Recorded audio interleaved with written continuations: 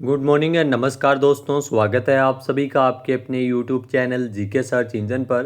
तो दोस्तों आज है 20 मई और 20 मई से रिलेटेड राजस्थान करंट अफेयर्स के जितने भी इम्पोर्टेंट क्वेश्चन हैं उन सभी को हम इस वीडियो में डिस्कस करने वाले हैं।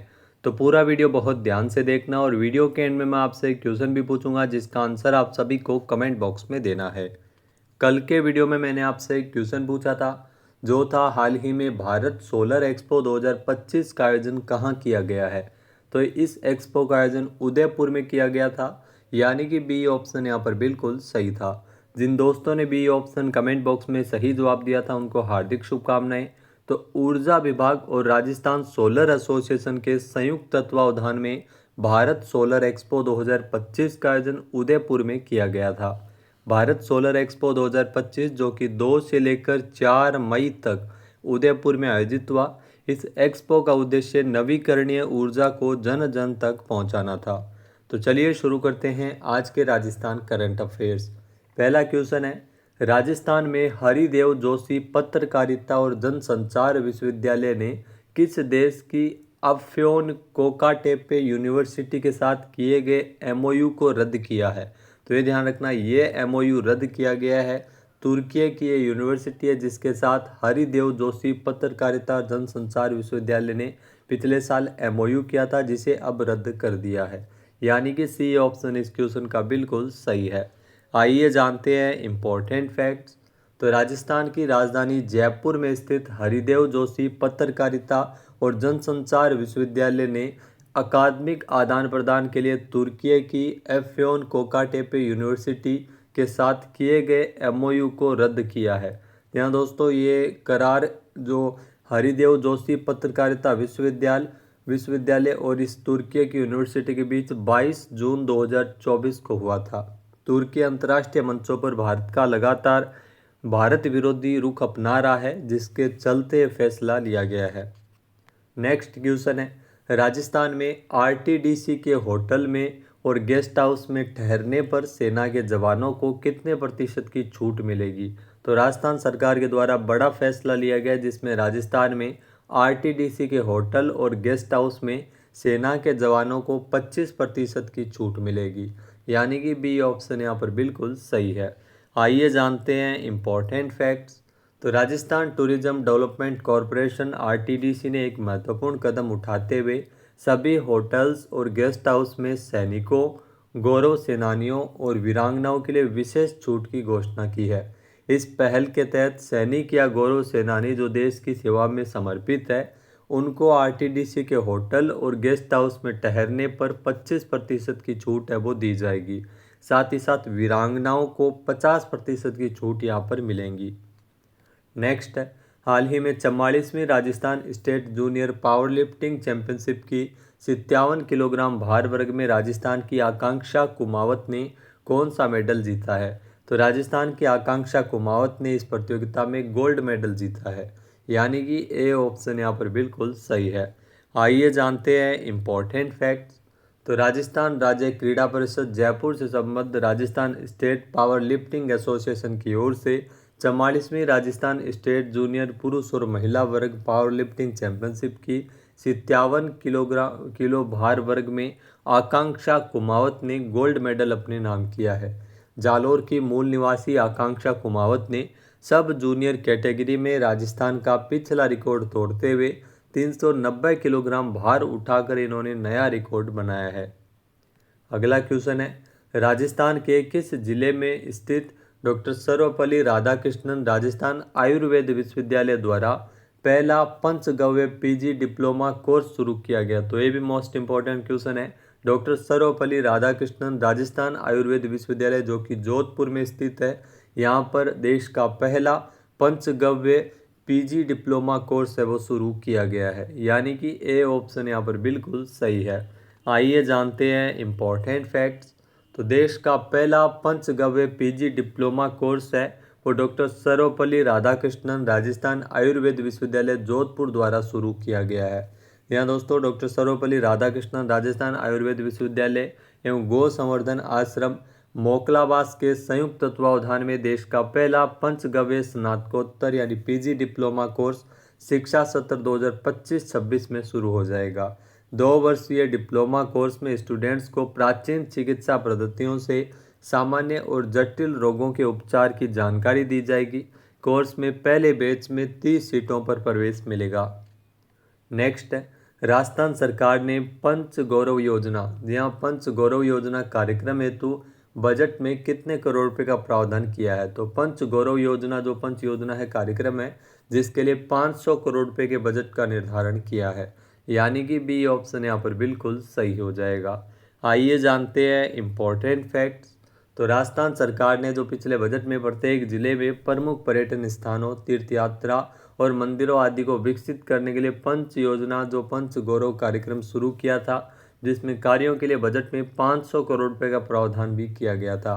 पंच गौरव कार्यक्रम में राजस्थान के प्रत्येक जिले के अद्वितीय विरासत, उत्पाद और खेल को प्रोत्साहित किया जाएगा, जिसमें एक उपज, एक उत्पाद, एक वनस्पति प्रजाति, एक पर्यटन स्थल और एक खेल है वो प्रत्येक जिले में संरक्षित और विकसित किया जाएगा। तो राजस्थान के सभी जिलों में पंच गौरव कार्यक्रम के तहत 5 ये चीज़ें चुनी है, जिसमें एक उपज है, एक उत्पाद, एक वनस्पति प्रजाति, एक पर्यटन स्थल और एक खेल शामिल है। नेक्स्ट है, राजस्थान सहित सभी राज्यों में कब से विकसित कृषि संकल्प अभियान चलाया जाएगा। तो राजस्थान सहित देश के सभी राज्यों में विकसित कृषि संकल्प अभियान जो कि 29 मई से चलाया जाएगा, यानी कि बी ऑप्शन यहाँ पर बिल्कुल सही है। आइए जानते हैं इम्पोर्टेंट फैक्ट्स। तो केंद्रीय कृषि एवं ग्रामीण विकास मंत्री शिवराज सिंह चौहान के मुताबिक सभी राज्यों के कृषि मंत्रियों के साथ विकसित कृषि संकल्प अभियान की जानकारी देते हुए तैयारियां सुनिश्चित करने के लिए वीसी का आयोजन किया गया था। इस वीसी में केंद्रीय कृषि मंत्री ने बताया कि जो केंद्रीय कृषि मंत्रालय, भारत कृषि अनुसंधान परिषद और सभी राज्यों के कृषि विभागों के साथ मिलकर आगामी 29 मई से लेकर 12 जून तक, ये ध्यान रखना 29 मई से 12 जून तक पूरे देश में, राजस्थान सहित पूरे देश में विकसित कृषि संकल्प अभियान चलाया जाएगा। इसके तहत देश के विभिन्न गांवों में किसानों को खरीफ की फसलों की उत्पादकता बढ़ाने के बारे में जागरूकता दी जाएगी। नेक्स्ट है, नेशनल डेयरी डेवलपमेंट बोर्ड। जी हाँ, नेशनल डेयरी डेवलपमेंट बोर्ड के 2024 के आंकड़ों के मुताबिक देश में राजस्थान प्रति व्यक्ति दूध खपत में कौन से स्थान पर है। तो देश में राजस्थान है वो प्रति व्यक्ति दूध खपत में पहले स्थान पर है, यानी कि बी ऑप्शन यहाँ पर बिल्कुल सही हो जाएगा। आइए जानते हैं इम्पोर्टेंट फैक्ट्स।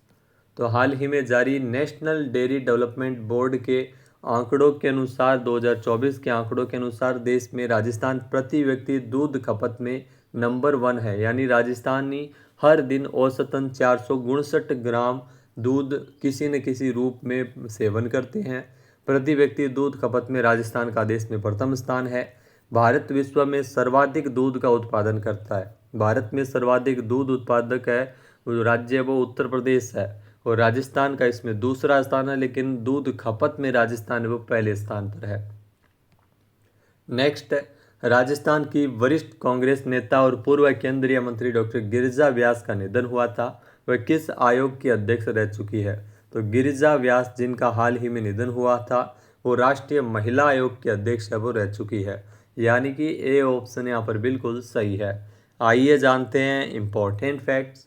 तो राजस्थान की वरिष्ठ कांग्रेस नेता और पूर्व केंद्रीय मंत्री डॉक्टर गिरिजा व्यास का 1 मई 2025 को निधन हो गया था। राजस्थान के नाथद्वारा में जन्मी डॉक्टर गिरिजा व्यास का राजनीतिक सफर काफ़ी प्रेरणादायक रहा था। 1985 में ये राजस्थान विधानसभा से विधायक बनी थी और 1990 तक पर्यटन मंत्री भी रही थी। 1991, 96 और 99 में उदयपुर से लोकसभा सांसद चुनी गई। उन्होंने नरसिम्हा राव सरकार में सूचना एवं प्रसारण राज्य मंत्री और मनमोहन सिंह की यूपीए 2 सरकार में शहरी आवास एवं गरीबी उन्मूलन मंत्री के रूप में भी काम किया था। 2001 से 2004 तक ये राजस्थान कांग्रेस की अध्यक्ष रही थी और 2005 से 11 तक राष्ट्रीय महिला आयोग की चेयरपर्सन भी रही थी। अगला क्वेश्चन है, हर साल अंतर्राष्ट्रीय संग्रहालय दिवस कब मनाया जाता है। तो अंतर्राष्ट्रीय संग्रहालय दिवस जो हर साल 18 मई को मनाया जाता है, यानी कि बी ऑप्शन यहाँ पर बिल्कुल सही है। आइए जानते हैं इम्पोर्टेंट फैक्ट्स।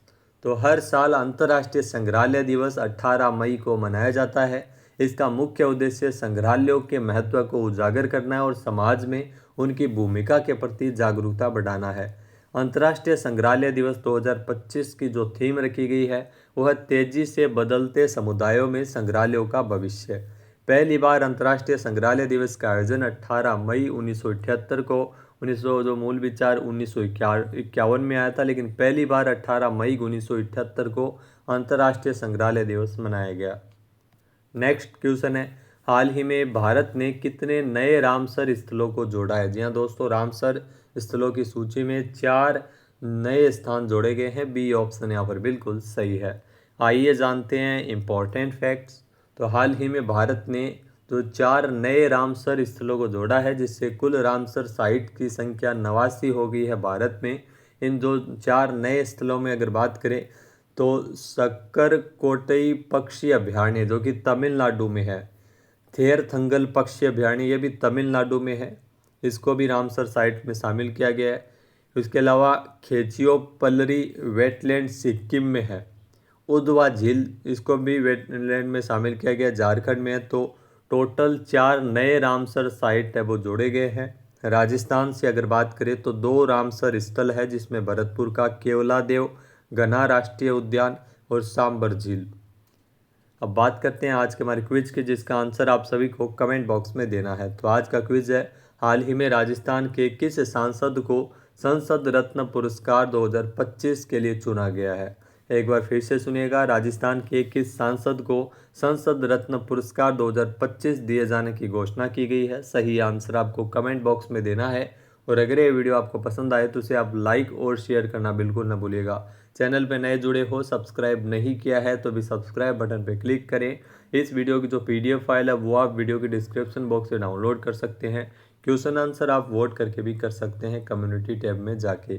जय हिंद, जय भारत, जय राजस्थान।